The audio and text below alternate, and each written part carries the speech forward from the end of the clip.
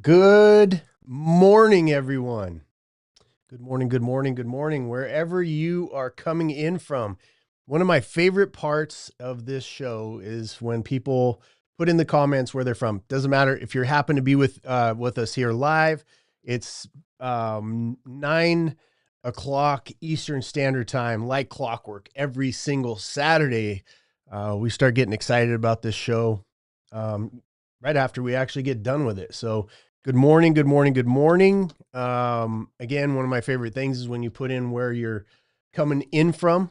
And I don't care if you've been here for years and years and years. It's always exciting to see. And also lets us kind of know where everything is pumping out to. So let us know where you're coming in from, whether you're live, which we hope you join us live. It's a lot of fun. You're going to meet a lot of people. The segment, the title of this show is really about part of it is about networking and making sure that you know other small business owners, that you're doing business with them, that type of thing. So make sure that you are connecting with other people because this show is built specifically for you, the business owner. If you're thinking about being in a business, you're started a business, you've been in business forever, you're a third generation business, you're thinking about starting, you're thinking about exiting. This show is built specifically for you, the 10 percenters out there in the world. So we're going to get started here in just a couple seconds. We like to give people an opportunity to flow in on all the different platforms where we are streaming live right now. And then we kick right off into it. So we're going to go ahead and get started. Welcome, welcome, welcome to another episode of Built to Exit with me, your humble host, Jason Cisneros. And those of you that are new to the show, welcome back, first of all, to our longtime watchers, listeners, the people that I end up becoming friends with, the people that we end up doing business with, all of the people that have been with me over the years. Welcome back. And then also a special welcome to those of you that are brand new. You're hearing about the show. Somebody said, hey, you should check out this crazy bald guy that goes live every single Saturday. Welcome to you the most, because you're here for a reason. Somebody thought of you, maybe it was by accident, but for the most part, people are sending this show out. Somebody thought of you and said, you know what? In this world of a lot of noise, here's a show with some signal. This is an Elon Musk thing, or a concept. I don't know if he was the founder of the thought process, but to me, made a lot of sense. In business, we have a lot of noise around us. We have a lot of people with their hands in our pockets, a lot of things that are going on, a lot of new ideas. You have AI right now that's the talk, but there's a lot of noise. And what's going on with tariffs, what's going on in politics, what's going on in charity, what's going on in the world in general, what's happening with my family, what's happening with our school, what's happening in our local economy, those types of things. There's a lot of noise for business owners, and the ones that are most successful are the ones that have the ability to identify signal. Signal means that information that comes through that helps you continually and constantly upgrade and improve your particular, your unique, your individual situation. Right? This show talks directly to you. It was built specifically for you, the person who's watching me. It's not built for the masses. It's not built for, I want to fill a 10,000, person stadium, that type of thing. It's built for you, the business owner, one at a time. And more than any episode, I believe this one is going to identify and prove to you why it's built specifically for you, why Built to Exit, our company, is built specifically around the one. We're not looking for millions of customers. We're looking for 600 of you business owners who in the next 5 years want to build your business and be able to exit it for life-changing money. That's it. We specialize in the area of taking people from $500,000 to $4 million EBITDA to 5. right? There's a magic number that hits, and I've done a couple of shows about this, but there's a magic number. When you set your target at $5 million EBITDA, the world opens up to you in buyers, in the ability for you to control the three things that we talk about on this show every single week. You want to control timing, pricing, and terms of the exit of your business. The other massive thing that we have to come to a conclusion of, if you're going to identify with the things that we talk about, is this simple concept that everybody exits and how matters. 95% of people exit their business in failure, right? That is, businesses go out of business. There's a second type, which is dictated. And there's a lot of this going on in the world right now where people are being dictated. You've spent a 20 years, 30 years, 40 years, it's whatever, however many years doing and being excellent at what you do. And then this second track that you didn't know you should prepare for, which is called selling your business, you sit down on that track and you go, oh, I don't really know anything about this. So then the experts show up in your life, put their hands in your pocket and try to dictate to you, right, what the terms, the pricing, timing, and terms of your own exit is going to be. This is where I see a lot of value diminished. Business owners like myself, I was a subject of 3 involuntary exits myself. And then I had a dictated exit where I sold a business and I didn't know what I was doing. And I sold it to somebody who did. And they got it for probably half price. And it took me about 3 years to collect the money. That's the second seat. Better than the first one, but not quite ideal. The one that we talk about in this show is the custom tailored exit. What is it for you? And we're going to talk about what that means and a specific deal. Next month, my team and I are quantifying and codifying this process called the end game. It's very, very important. We talk about it, we build it, we've done it for years in my businesses. We did it for years in the consulting business. We do it with every one of our clients at Built to Exit. And we want to codify it into a way that you can start and get your, wherever you are, it doesn't matter, wherever you start, is looking at that end game and going, why am I, you, the person who's watching this, why am I building this business? Not to be, fancy on Instagram and to, prove our mommy and daddy issues, which we all have, all business owners do, wrong. It's about freedom. And that freedom means something very unique and special and powerful to you, the one that's watching me. I see this happen over and over and over again. I just got out of Austin, 250 of the top M&A experts, people trying to sell their businesses, and also helping people. I'm going to be in Austin again next week with 650 wealth advisors. Then I'm going to Dallas to be on a TV show to talk to entrepreneurs. And then I'm going to Houston to talk to, a bunch of home services businesses in Houston at Mach 5. This is my life. And it's your life that's on the line here. This thing that you do called business is your life. It's going to be the thing that puts a roof over your family's head, puts food in their bellies, creates opportunities for them, dictates how the end of your life is going to be spent. Are you going to be a drag on your family, or are you going to be somebody who advances and lifts that family name to the next level? All of these things don't seem important because we don't think about them. We don't have time as a business owner. We're constantly putting out fires. Well, this show is about getting a couple of those things right, because yes, as you're putting out those fires, at least you can be putting those fires out in the direction of your particular end game. And your particular end game, whether you've stated it, elucidated it, or been able to articulate it in any way, it comes down to the fact that you want freedom. You want freedom of choice. You want freedom of being free of money issues. We are utilizing our business to buy our freedom.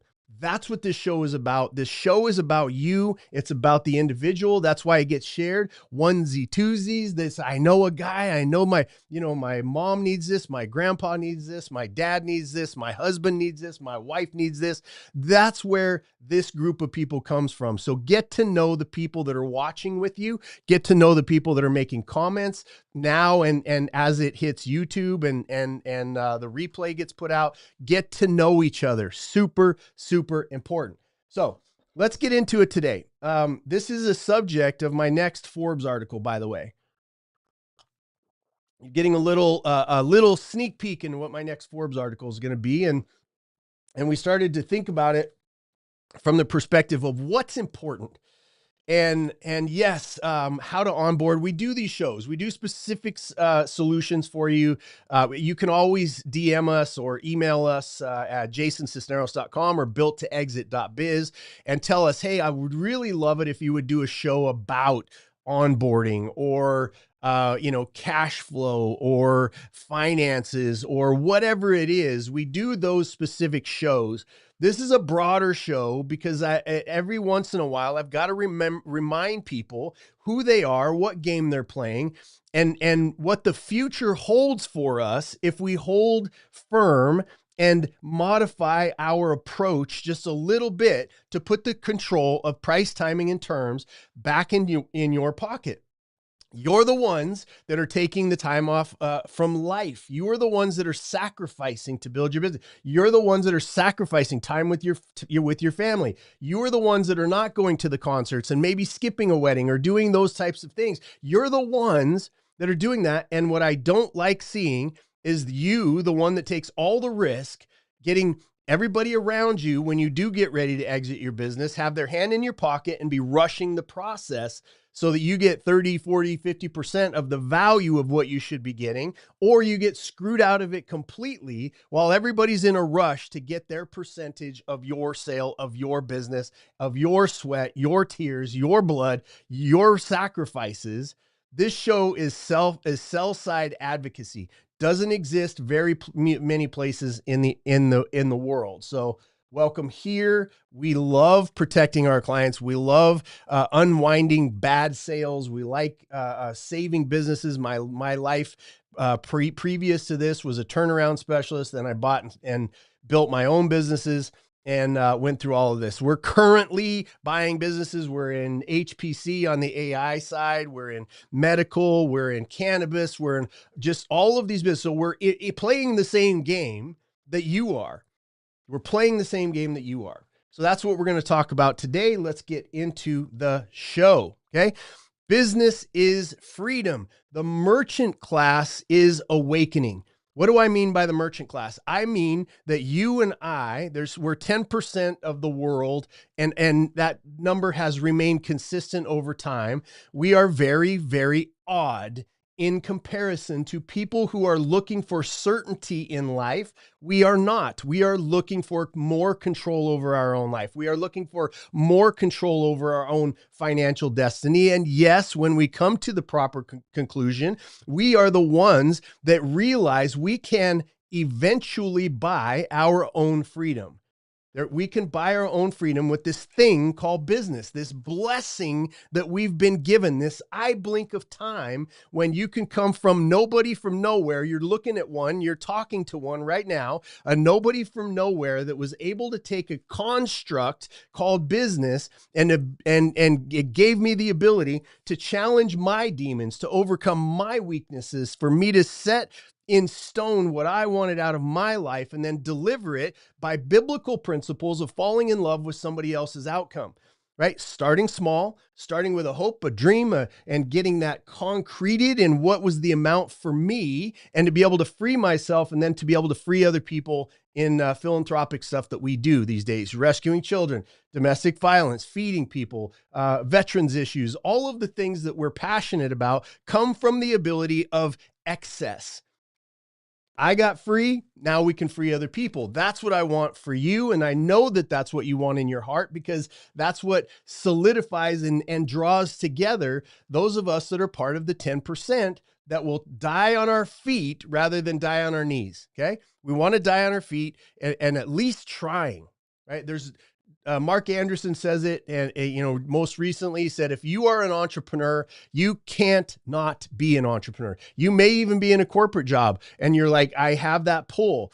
You may have just been like, for myself, I didn't graduate high school, so I had to create something that would be able to feed my family without being, scraping the bottom all the time. I had to do something. Business was available to me. Right? So business freedom, the merchant class is awakening. The merchant class is small and mid-sized businesses in current language, entrepreneurs, 0 employees to 499. That is us, right? Then you have, and we're responsible for 60% of the GDP, about $17 trillion, 60% of the hiring and 90% of the jobs, right? We are very, very essential. Right? No matter what a government may want to tell us, we are very essential to democratize and decentralize finance. Freedom at its core starts at the bank, right? That's what we are. And we're starting to awaken to that and start to collect and find each other in this world. Okay. So let's start 300 years ago. Okay. Josiah Wedgwood, very, very interesting character. Okay. He was a potter. And in England, he was a potter. And think about this. He started doing pottery for the Queen. Plates and things that are on display right now in museums and other places. And what he figured out, a lot of times Henry Ford is credited with a division of labor and systemization and operations. This is the godfather of that. And he did it for pottery so that he could do one thing, right? The concept. He fell in love with somebody else's outcome. Our principles that we talk about here every single week. Our principles. He fell in love with the outcome of somebody else and decided to figure out how to take this pottery, because back then, 300 years ago, to have plates and all of the different things that cups and glasses, that was a royal thing. That was not a poor middle class, even lower rich kind of scenario. It was for the elite. And he decided to democratize the use of pottery so that everybody could have plates and glasses and cups and all the other things. And so he created those lines, the division of labor, the systems and the processes, so that it could bring down the price, and it was now more readily accessible for everybody else in the marketplace. Now, it may seem like a silly thing, but think about the ramifications. I'm eating on a plate, which puts me on I'm eating on a plate that's made by the same guy that the Queen of England was eating on, right? And the health issues and all of the other things. It democratized the ability to touch the luxury class.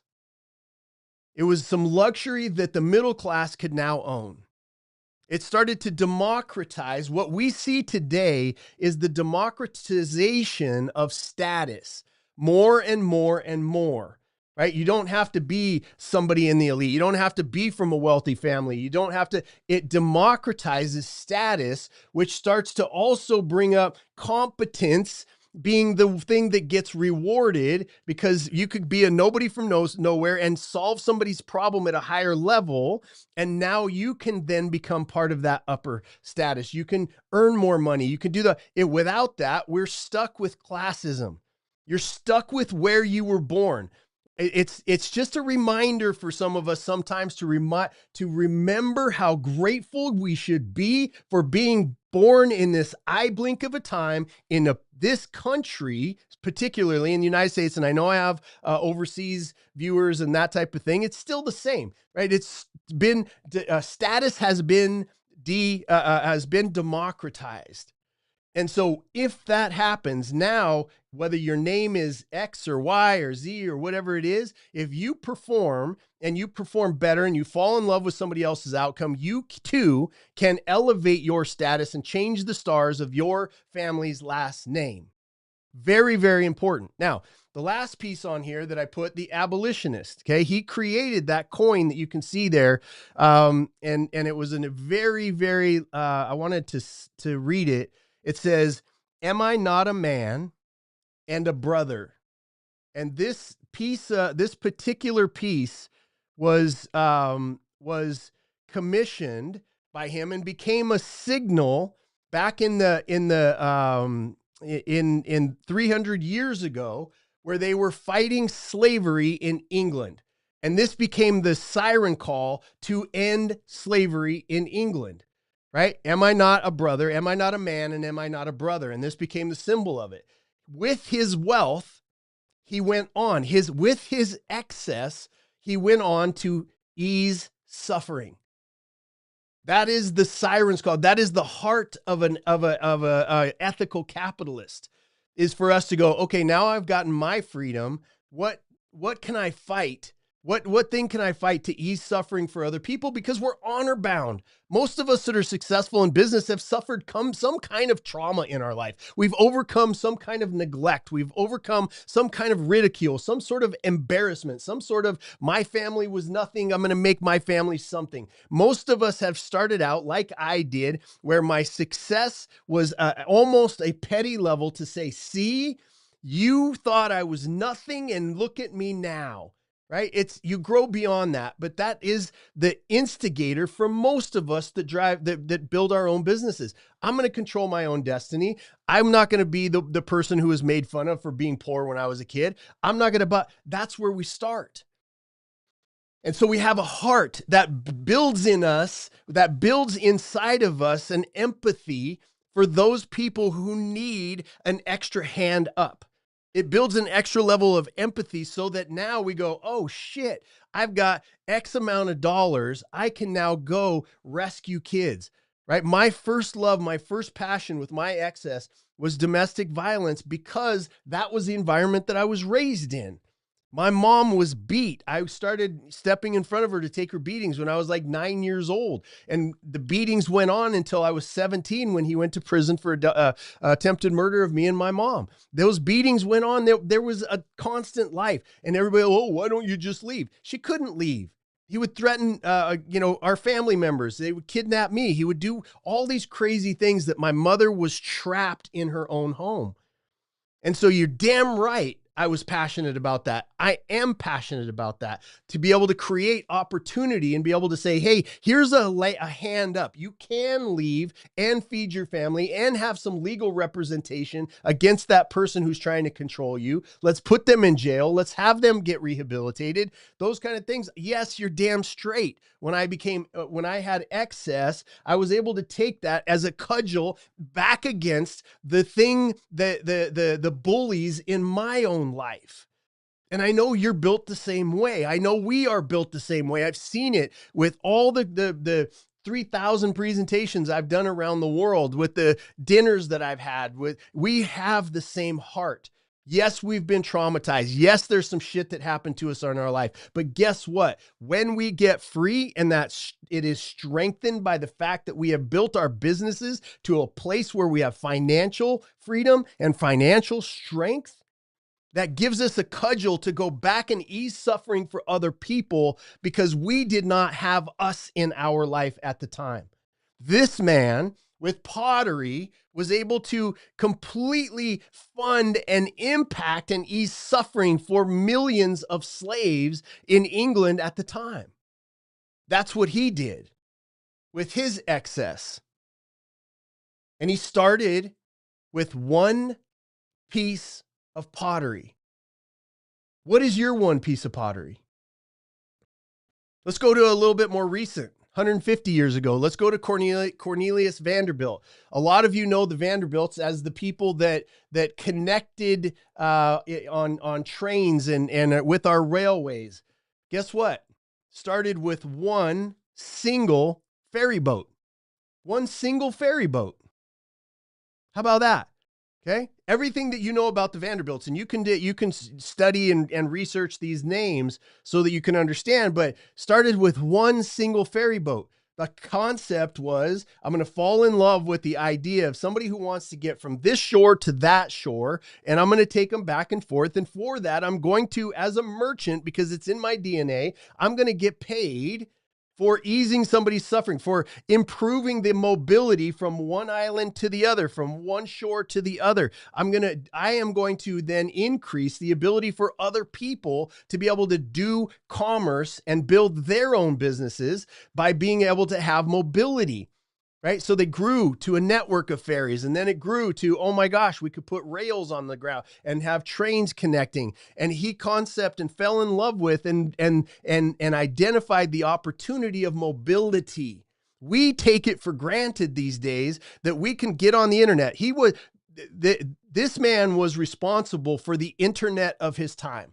Right now, we think about, oh my gosh, geographic locations there are no barriers to that right now because of what? We have the internet, we have AI, we have all of these technological trains and rails for us to be able to transmit money and to transmit ideas and to transmit services. Well, that didn't exist before they built the railways in this country to be able to get goods back and forth cheaper, right, from coast to coast, for them to be able to transport people, for them to be able to transport services and product and ideas. That started with this guy with one single ferry boat. One single ferry boat. And in the stream of the abolitionist from the gentleman before to now to Mr. Vanderbilt, what did he do? With his excess, many, many things, by the way, it was too much to list, but I found it interesting, his tie to ending slavery here in the United States. He donated, think about this, he donated his biggest steamship to the Union and said, Mr. Abraham Lincoln, here you go. Go ahead and fight the South and go ahead and fight the Confederacy. Here you go. Here's a tool for you to be able to do that. And in many letters and many writings back and forth, you would see that particular steamship was critical in defeating the South and ending slavery because of his excess. He started with a single ferry boat. Many, many, many people that are watching me, that I listen to, that I talk to, they're like, Jason, I just have one commercial janitorial business. Jason, I have one gym. Jason, I have one this. I'm just doing that. I don't see how I'm connected to this greater story that you're telling. You know, Jason, I really want you to just talk to me about onboarding. Jason, I just want you to talk to me about how to create more leads. Jason, I really just need to, yes, I get that. And we talk about that, and we'll do those shows, and we have those trainings, and we have all of a bunch of support for you. But every once in a while, you have to remind yourself that you are a rarity in this world, participating in a rarity of opportunity called free commerce, called ethical capitalism. You have all of these diamonds that have just been handed to you by the grace of God, by the grace of timing of where you are, who you are, and the mind and the DNA and the heart that you've been given accidentally, right, by the universe to say, I see you as a merchant. And I see you as a servant, and the greatest merchants are the greatest servants. They're not the greatest chest thumpers. They're not the greatest, I got a jet and you don't have a jet and I don't have a car. You got to get a fast car and look at my big, big house. I don't give a shit about any of that. And neither should you. Great if you have a house. Great if you have a jet. Great if you have fancy cars and all those kind of things. I have nice things. I'm happy about it. But I don't use those things to impress you. Because you shouldn't give a shit. What have I done for myself, and what do I do for other people? That's what you should care about. That's how you should be doing your due diligence. That's how people should be doing due diligence about you. How much is what you're doing helping them? Not helping you. How much is what you're doing helping the group of people that you identified as your target audience? And you too can start with a single ferry boat in today's day and age, because guess what? A lot of people, and I'm going to get to Estee Lauder here in just a second, a lot of people are pushing themselves away from people using technology. They're faking marketing. They're doing a whole bunch of shit. You, watching me, get to hear me say to you that the greatest marketing you can do is a handshake. It's a hug. IRL, as the kids say, right? In real life. It's calling them on the phone. It's communicating. It's connecting with your customers and giving a shit. I did a whole entire show about the give a shit quotient. Not very many people give a shit these days with their businesses, right? You should, because that is a market differentiator. It's a core principle, but it has become a core differentiator in the marketplace for you to just give a shit. Okay. Let's jump to Estee Lauder. This woman, wow. When you dig in, you read about her, there's just pages and pages and stories of this woman who was the daughter of Hungarian Jewish immigrants that came to this country with absolutely nothing when they were under attack, when they were viewed as less than any other race or creed or religion. They came here, and she was a little girl that had to do what they had to do in their family, in their environment, to be able to make ends meet and to feed their own family. Okay. Now, we talk a lot about falling in love with the outcome. We have a process in our B2X stuff that we talk about, what is our primary question? We come up and we spend a lot of time. It's one of the hardest things that we have to do, because in order for you to understand and to truly thrive with your business, you have to understand a concept called primary question, right? When you fall in it, and it's unique to you because there's only one you, there's only the amount of people that you have working for you. There's only one you. Yes, you may be in plumbing, right? But you can stand so far away and out in plumbing. You can stand so far out and away. Doesn't matter. I did it in janitorial services. There's ways that you can stand out and above from people, from understanding clearly and doing the work clearly to understand whose outcome you're falling in love with and how many of them are there, right? Hers was, every woman deserves to feel beautiful. Her set, she started, by the way, in her kitchen, in her sink, making creams and scents and things with this concept in mind. What I'm making in my sink, you have a sink. Your business is your sink right now. You're like, oh, I just have one business. I just have one company that just all we do is carpet, blah, blah, blah. Every woman deserves to feel beautiful. That's where she started. And she started in a sink with that thought in mind. And she created, right? Back then, it didn't really exist for you to be able to go, hey, here's a sample of my thing. Now everybody does it. It started with Miss Estee Lauder going, how can I go out there? Every woman deserves to feel beautiful. So you're a woman, you're a woman, you're a woman, you're a woman. Let me talk to you. Hey, blah, blah, blah. Oh, you can't talk about the concept of how it smells and how it makes your skin feel and what you can do, though, is you could take this little sample, go try that. Right? Tell me if your husband thinks that smells good. Tell me if you think it makes you feel beautiful. Tell me if it makes your skin smoother, whatever it is. And then come back and let me know if you want some more of it. Personal relationships. I cannot tell you, those of you that have listened to me for a while, you know that I have come to the conclusion that we live in a day and age where customer service is a new idea. What a great time to be alive when customer service, simply taking care of the people who trusted you with their wallet, simply making sure that the promise your marketing and sales made is delivering on that outcome, simply doing what ethical capitalists should do, which is I'm giving you my word and then I'm going to deliver on it. And my product and or service and or team is going to over deliver and under promise. Personal relationships, marketing. Okay. She was the queen of it, the queen, right? You'll see pictures of her where she's out and just putting lipstick on people out in groups of human beings. And she was a child of immigrants. And guess what? With her excess, with her success in life, she got the Presidential Medal of Freedom because of how many people she helped with her business, with her profits, the jobs that she gave, the freedom that she brought to people. You hear this, it just so happened that the stories that I was studying and that my team and I put together for this week, that they just all resulted in somebody who decided to buy their own freedom. And what they did with that excess was to deliver freedom for other people.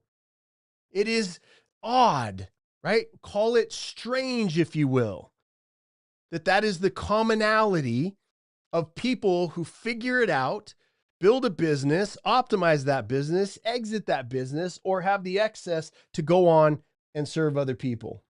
My last example, 10 years ago. Think about this. 10 years ago, Elon Musk, his first company, let's think about it for just a second before we get into this. Let's think about the things. He's got rockets that land themselves. He's got tunnels between cities underground. He's got an electric car, a mass of them that are driving themselves. And the other things that he's got his hands in. And you think, oh my God, how could I ever be an Elon Musk? And his first company, Zip2, I believe it was. Guess what it was? Guess how visionary Elon Musk was with his first business. He created Zip2 was a software or an internet program that simply gave directions and a directory of the city that he was in. And he thought to himself, it would be helpful if somebody could go online and figure out what's in the city that I'm at, what's cool here, right? He's known for so many things. But what people forget about is everybody who starts a business, everybody who's in business starts somewhere that is insignificant, that nobody thought. I mean, if you go back and you read the things that he was saying back then, everybody thought this guy was a charlatan. Everybody thought this guy was off of his rocker. Every time he would say something that should be invented or whatever, he got made fun of, right? By his peers, by the people that knew it. He had to borrow money to start his first business. And I think that whatever you have to say about Elon Musk, he is one of the most consequential human beings in the history of mankind. Electric cars, self-landing rockets, all of the shit that we all go, oh yeah, of course it exists. He was ridiculed, y'all. Ridiculed. He reset the rules for what's considered immovable. I found that a fascinating comment as a bullet point. He reset the rules for what was considered immovable in industries. Stop, pause, think about your industry. Everybody's doing it all the same. Everybody's doing the same things. They have the same rules. If you try something new or talk about something new, you might be ridiculed. But if you see something that eases suffering and or improves the relationship for the target audience that you fell in love with their outcome and they get a better outcome because of your idea, why wouldn't you do that? Why aren't you thinking that way? Immovable is, generally speaking, what keeps industries going to their own conventions, having the same old conversations, hanging out with the same old people. It keeps it immovable because of mindset. Nothing is immovable. Nothing is impossible because of the merchant class. We've changed shit. From the day the first egg was traded for the first goat, we've been improving things and inventing things and taking things to market and risking and losing things and dying penniless and starving to death and getting divorces and all of the things. That's who we are. So there is no such word as immovable to people like us. Because we can innovate. If something's not being done, it's not because it shouldn't be done. Maybe it's because it wasn't tried. Maybe it was tried, it failed, but if you tweak it just 1%, it will outpace any expectations. Those are the people watching my show. You want other bullshit conversations? There's a ton of fake ass gurus out there to listen to. I'm in this stuff, right? I learn stuff every day. We take this, we implement it with our team at B2X. We implement it in our on the AI side, on the different industries that we own businesses in physically. And lastly, many things, many things that Elon Musk has done with his wealth. And not a political argument for me. It's a results issue. The people that chastise him the most have done the least. Think about that in your own life. The people that he's out there doing stuff and he could give two shits what Sam Jones or Perry Winkle Larry or Susie something or other out in the world puts on you. Don't what's simple about Elon Musk. He's stupid. Shut up. Just shut up. Like those people that criticize you in your life, you in your business, you in your decisions, they're doing nothing to ease suffering in anyone's life. All they know how to do is make things harder for people. All they know how to do is to damage people's hope and to pop their hope balloon and to do damage to their psychology or to dredge up what they did in their past to say they're not deserving of a new future. All they can do is out there and whine and bitch and moan and tattletale. Like that's all they can do. Elon Musk gave $55 million to St. Jude Children's Research Hospital. Shut up. $54 million. When I don't care what side of the aisle you're on, $54 million towards carbon removal projects. Like, he puts money behind the things. Whether you believe in climate change or you don't believe in climate change, he put $54 million behind his belief that there is some things that we can do to improve our environment, to protect it. And on and on and on and on. I just put those two things because I think they're the least controversial of the things that he has done. He's a hero to me for many other things that I'm not going to get into on this show. So let's jump back to why this show exists. It exists for you.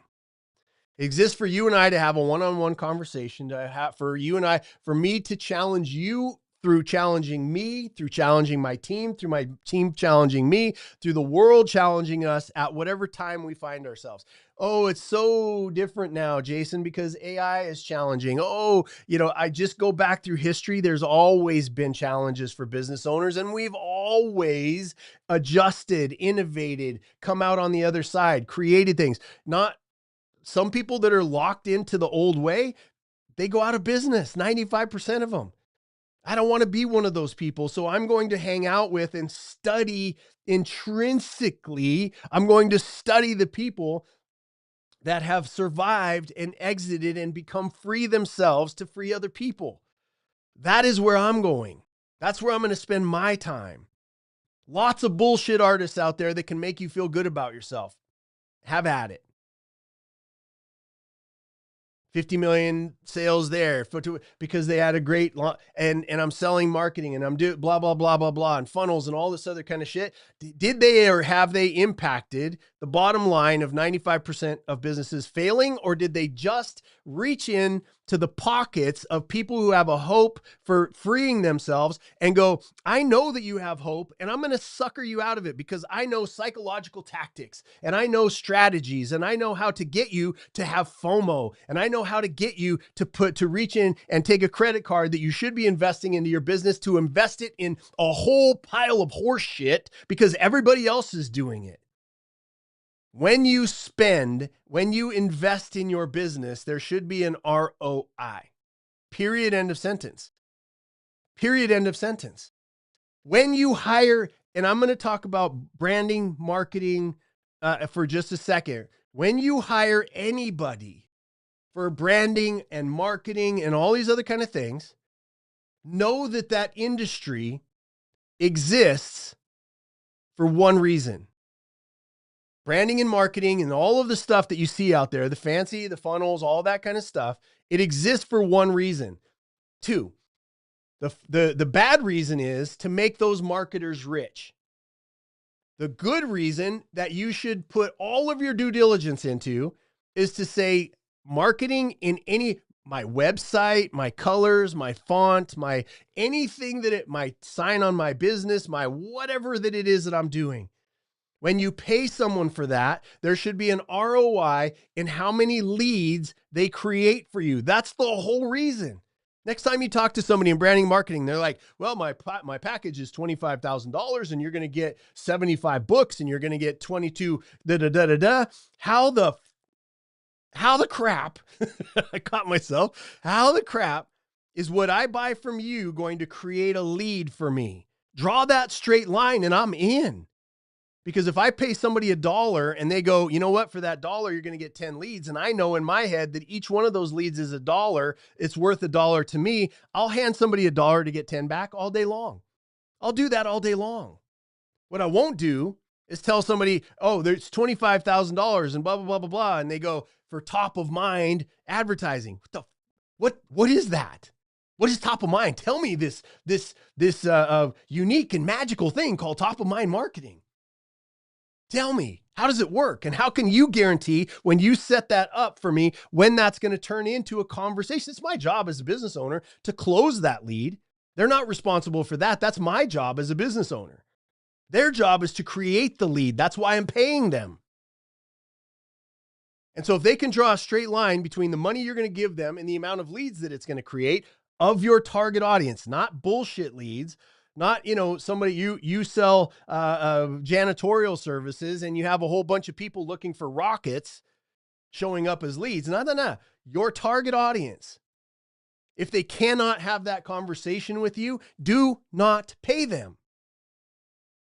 And keep having the conversation. Don't let them use the marketing tactics to get you to write them a check for themselves, because that's what 90% of the marketing businesses that are out there. There's some great ones, but they're busy as hell because guess what? They are demonstrably creating ROI. Okay. So that's a lesson for you. Number one, let's take this thing home. Your identity, if you're a business owner, is one of a merchant that has a very, very long and storied history. You are part of the champions that have changed the world. You are part of a team currently that is looking to ease suffering in the world, that is solving problems, that without it, there would probably be more wars. Without us, there would be lots more poverty. Without us, there would be a lot more suffering in the world. That's who you belong to. You are not on an island by yourself, okay? Networking is not what you think it is. Networking is not go to a place and figure out how many in those people I can get their card so that they'll do business with me. That is not what we're talking about here. Networking in the realm of where we are today is to find other like-minded people who are growing their business, who know that everybody exits how matters, that they know that they're falling in love with other people. Do business with them. It's important. It's very important for you to do business with them as it is to do with you, and for you guys to refer each other to other people so that we're doing business with each other. And the gap between unethical capitalism and ethical capitalism does not continue to grow. It starts to shrink back to where we're in control of it. That's how you network. Okay. How can I add value to everybody in the room or on the call or on the podcast or on the stage? Well, how can I add value to you? Then and only then would you deserve to get any business in return. Add value first, get value second. Third, end game. If you don't know your freedom number, you haven't started the game. You are going to continue to put out fires. You are going to continue to get exhausted. You are going to continue to wonder when and if you're ever going to go out of business. You're going to continue to struggle. When you get your end game identified, you now have a target and you can measure yourself between that and that. Very, very important.